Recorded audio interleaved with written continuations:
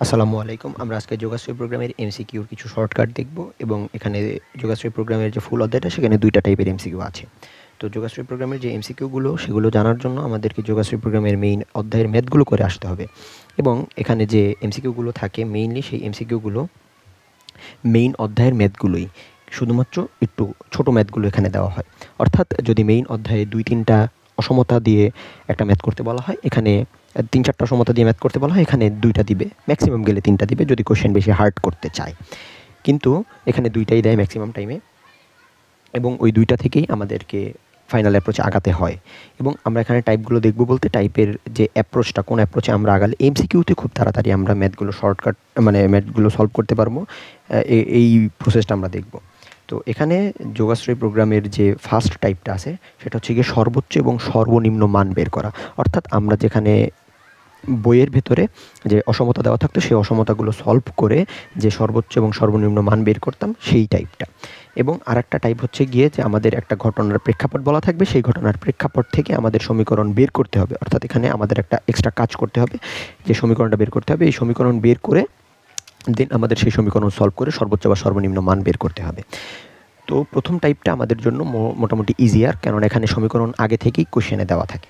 তো প্রথম টাইপের যে ম্যাক্সিমাম টাইমে যে অ্যান্সারগুলো হয়, যে সর্বোচ্চ মানটা থাকে ২ টা সমীকরণের ছেদবিন্দুতে আর সর্বনিম্ন মানটা থাকে অক্ষদ্বয়ের ছেদবিন্দুতে। অর্থাৎ যে অক্ষ ২ টা ছেদ মানে যে অক্ষ ২ টা থেকে আমরা এই ফিজিবল এরিয়াটা পাবো, অর্থাৎ সর্বোচ্চ বা সর্বনিম্ন মান যে এরিয়ায় পেতে পারি সেই অক্ষদ্বয়ের ছেদবিন্দুতে আমরা মিনিমাম মানটা পাবো এবং যে সমীকরণ ২টার ছেদবিন্দু হবে সেই সমীকরণ ২টার ছেদবিন্দুতে আমরা পাবো ম্যাক্সিমাম মান।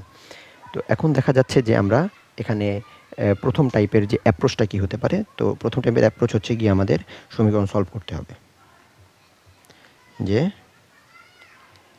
সমীকরণ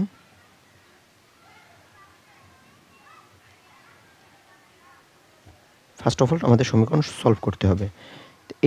এই কাজটা করার পরে আমাদের যে ম্যাক্স ভ্যালুটা আসবে সেটা ইন জেনারেল চেক না করেই বলে দেওয়া যায় যে ২টা রেখা থাকবে, যে ১ নম্বর সমীকরণ এবং এটা যদি ২ নম্বর সমীকরণ হয় এই পয়েন্টে থাকবে। অর্থাৎ যে সমীকরণ ২টার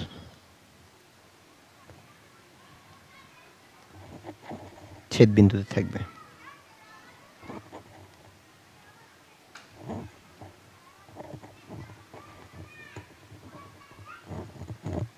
সমীকরণ ২টার ছেদবিন্দুতে থাকবে ম্যাক্সিমাম ভ্যালুটা। আর যে মিনিমাম ভ্যালুটা থাকবে আমাদের, সেই মিনিমাম ভ্যালুটা আমাদের থাকবে হচ্ছে গিয়ে অক্ষদ্বয়ের ছেদবিন্দুতে।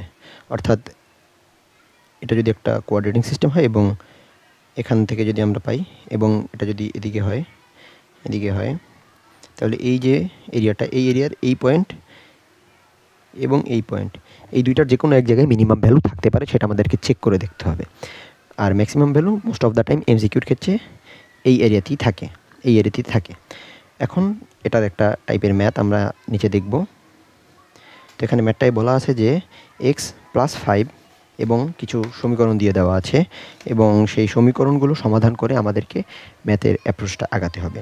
তো এখানে আমাদের অভিষ্ট ফাংশন দেওয়া আছে, মানে সবগুলোই দেওয়া আছে, অর্থাৎ এখানে আমাদের কাজ খুবই কম করতে হবে। যেহেতু আমাদের অভিষ্ট ফাংশনটা দেওয়া আছে, তো আমরা প্রথমে কোঅর্ডিনেটিং সিস্টেমটা এঁকে নিব। তো আমরা কোঅর্ডিনেটিং সিস্টেমটা আঁকার পরে এখানে আমরা সমীকরণগুলো বসিয়েছি, যে এখানে x+y =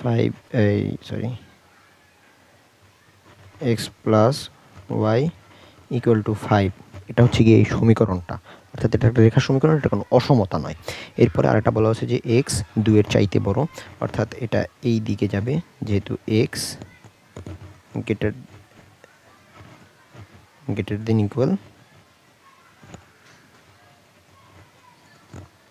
ইকুয়াল টু। এরপরটা বলা হয়েছে y 4-এর চাইতে ছোট, তাহলে এটা হবে এদিকে y <= 4। এখন যেহেতু এটা একটা সমীকরণ, এটা কোনো অসমতা নয় এবং এটা এদিকে নিচ্ছে এবং এটা নিচের দিকে যাচ্ছে, তো সেক্ষেত্রে আমাদের এই পয়েন্টটা নিতে পারবো না আমরা। সেক্ষেত্রে আমরা এই পয়েন্ট আমরা নিতে পারবো না কারণ এটা হচ্ছে গিয়ে এদিকে না, এটা কোনো অসমতা না, এটা একটা সমীকরণ।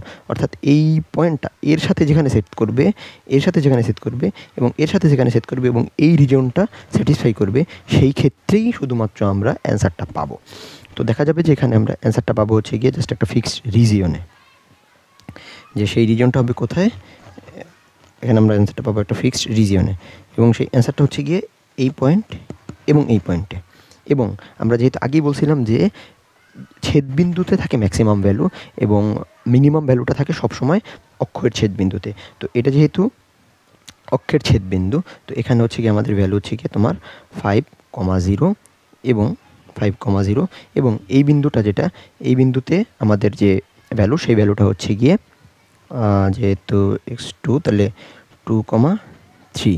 এবং আমরা যখন ভ্যালুগুলো ইনপুট দিব, ভ্যালুগুলো ইনপুট দেওয়ার পরে আমরা দেখব যে এখানে মিনিমাম ভ্যালু যেটা, যদি এটা ওখানে ইনপুট দিই তাহলে 4 দুগুণে 8, ওখানে 3 6 18 26 আর ওখানে হবে 20, অর্থাৎ মিনিমাম ভ্যালু আসবে 20 এবং ইট ইজ দ্য পয়েন্ট, যে পয়েন্টটা হচ্ছে গিয়ে 5,0, এটা হচ্ছে এই পয়েন্টে এই ভ্যালুটা আসবে 6 এর মতো লাগছে, 0 এখানে এই ভ্যালুটা আসবে। যাই হোক, এখন আমরা 2 নাম্বার টাইপে চলে যাব। 2 নাম্বার টাইপটা একটু হ্যাসেলের কারণ হতে পারে, কারণ এখানে হচ্ছে গিয়ে সমীকরণটা ধরাটা একটু টাফ হয়ে যায়।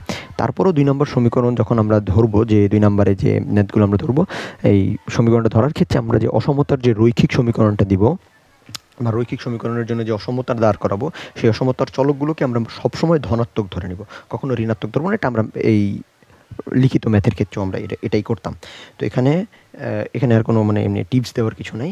তো এটা ওই জাস্ট সমীকরণটা ফর্ম করতে পারলেই মোটামুটি ম্যাথ হয়ে যায়। তো এখানে আমরা একটা কুয়েটের কোশ্চেন দেখতে পাচ্ছি, যেখানে বলা হচ্ছে যে একজন ব্যবসায়ী 40 কেজি টাকা দরে পেয়ারা কিনছে এবং 120 টাকা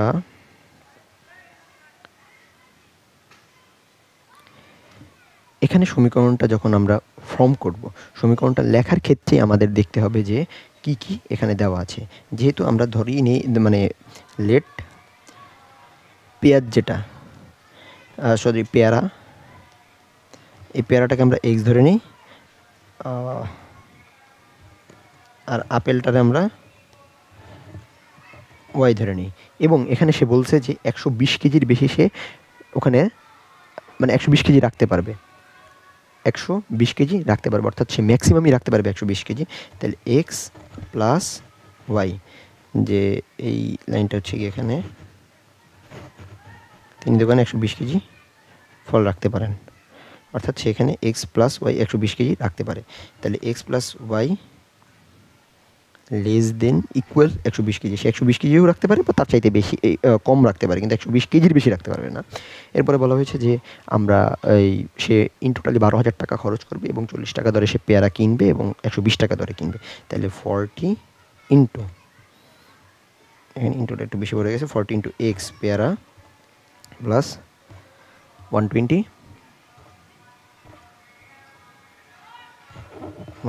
হ্যাঁ ইন্টু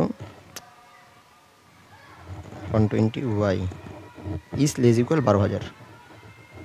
এবং এটাকে সিম্পলিফাই করা যাবে যদি আমরা 40 দিয়ে ভাগ দিয়ে দিই। যাই হোক, এটা না করি। তারপরে হচ্ছে গিয়ে সে লাভ করছে কয় টাকা করে।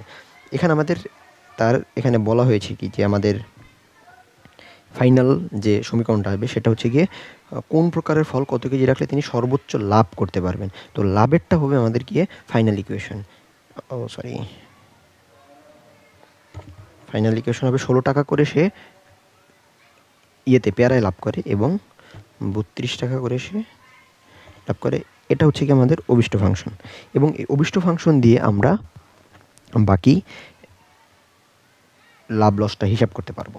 তো এখন আমাদের কাজ হচ্ছে গিয়ে যে এই ভ্যালুগুলোকে কোয়াড্রেটিক সিস্টেমে বসানো এবং বসিয়ে চেক করা যে কোন ভ্যালুর জন্য এটা ঠিক আছে, এবং এখানে অপশনটাও দেওয়া আছে। তো অপশনটা আমরা সঠিক উত্তরটা আমরা দাগিয়ে দিব অ্যান্ড লেট ইউ চেক, আপনারা চেক করতে পারেন।